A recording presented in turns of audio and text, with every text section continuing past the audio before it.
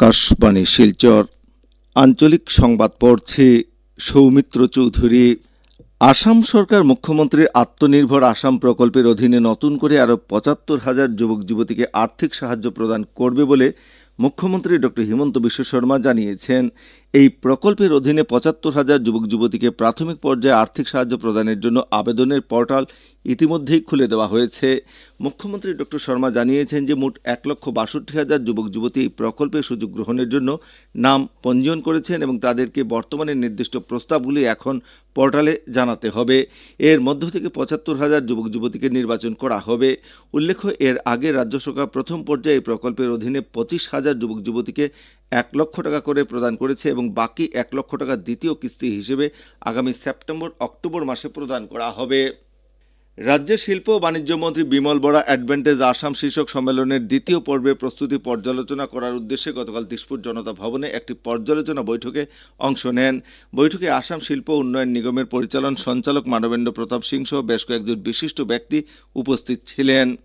বরাক উপত্যকার ৩ জেলায় আজ বিদ্যার অধিষ্ঠাত্রী দেবী মা সরস্বতীর আরাধনা করা হচ্ছে। এদিকে গতকাল দুপুরে পঞ্চমী তিথি শুরু হওয়ায় বরাক উপত্যকার বেশ কিছু শিক্ষা প্রতিষ্ঠানে বাগদেবীর পূজা অনুষ্ঠিত হয়।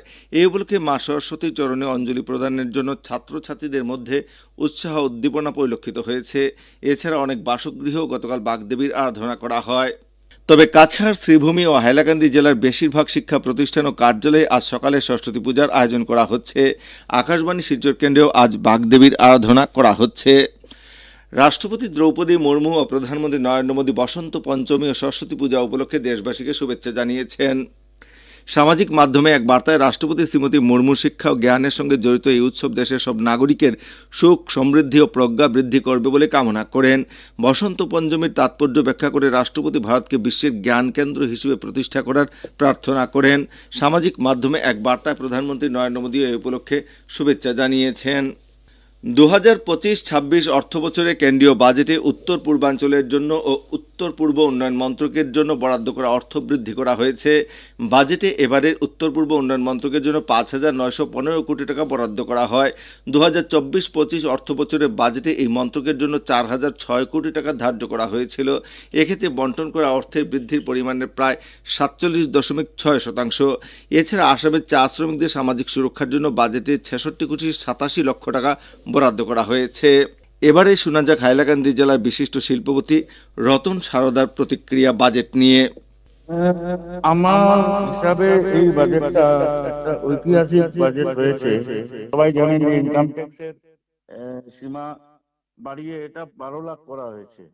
তো ১২ লাখ করার ফলে প্রায় ১ কোটি নাগরিক ইনকাম ট্যাক্সের আওতার বাইরে চলে যাবেন। তো এটা ওদের জন্য ভালো হবে। তারপর MSME, medium, small and micro enterprises এর উপরও অনেক জোর দেওয়া হয়েছে। এটাতেও অনেক ফ্যাসিলিটি নতুন নতুন দেওয়া হয়েছে। এবারে শুনবো হাইলাকান্দি জেলার লালা রুরাল কলেজের অধ্যক্ষ হিমব্রত চক্রবর্তীর মন্তব্য।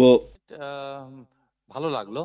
আমার মনে হয় এটা আমাদের মধ্যবিত্তের জন্য একটা ভালো বাজেট। তাছাড়াও যেটা সবচেয়ে বড় দিক হচ্ছে যেটা ক্যাপেক্স এক্সপেন্ডিচার, অর্থাৎ ক্যাপিটাল এক্সপেন্ডিচার গভর্নমেন্টে, যেটা মোদী সরকারের তৃতীয় ইয়েতে এসেও সরকার এসেও দেখতে পাচ্ছি যে ক্যাপিটাল এক্সপেন্ডিচার অর্থাৎ ইনফ্রাস্ট্রাকচার, ডিফেন্স, হসপিটাল, রোড সবকিছু মিলে তো ওখানে খরচার পরিমাণটা বাড়ানো হয়েছে। তাতে করে গিয়ে কি হবে, চাকরির সংস্থান বাড়বে।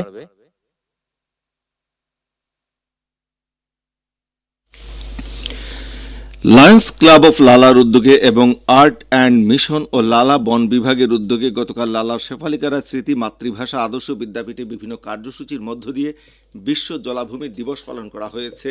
এই উপলক্ষে ছাত্রছাত্রীদের মধ্যে আলপনা, কুইজ, সচেতনতা সভার আয়োজন করা হয়।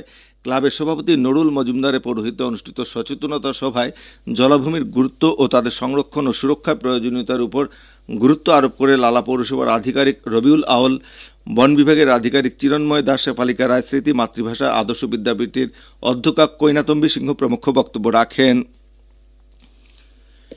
হাইলাকান্দি জেলায় ভারতরত্ন লোকপ্রিয় গোপীনাথ বরদলৈ ট্রফি ফুটবল প্রতিযোগিতার আজকের বি গ্রুপের প্রথম খেলায় রংমাই নাগা ওয়েলফেয়ার অ্যাসোসিয়েশন খেলবে এনজিও প্যারাডাইসের বিরুদ্ধে এবং দিনের দ্বিতীয় খেলায় রয়্যাল অ্যাসোসিয়েশন খেলবে ভাটিরকুপা এফসির বিরুদ্ধে। এদিকে নেতাজি সুভাষচন্দ্র বসু স্টেডিয়ামের মাঠে আয়োজিত প্রতিযোগিতার গতকালের প্রথম খেলায় বাওয়ারঘাট এফসি 11-0 গোলের ব্যবধানে ইনসাফ ক্লাবকে এবং দিনের দ্বিতীয় খেলায় আলগাপুর এফসি 7-1 গোলের ব্যবধানে কাট্টিচোরা সাব ডিভিশন স্পোর্টস অ্যাসোসিয়েশনকে পরাজিত করে। আকাশবাণী শিলচর কেন্দ্রের আঞ্চলিক সংবাদ এখন থেকে আমাদের ইউটিউব চ্যানেল এআইআর নিউজ শিলচরের মাধ্যমে শোনা যাচ্ছে। এছাড়া আমাদের Facebook page all India radio news Silchar এবং এক্স হ্যান্ডেল @AIRnews_শিলচরের মাধ্যমে এই সংবাদ শোনা যাচ্ছে। আঞ্চলিক সংবাদ এখনকার মতো শেষ হলো। পরবর্তী আঞ্চলিক সংবাদ রাত 7:45 মিনিটে।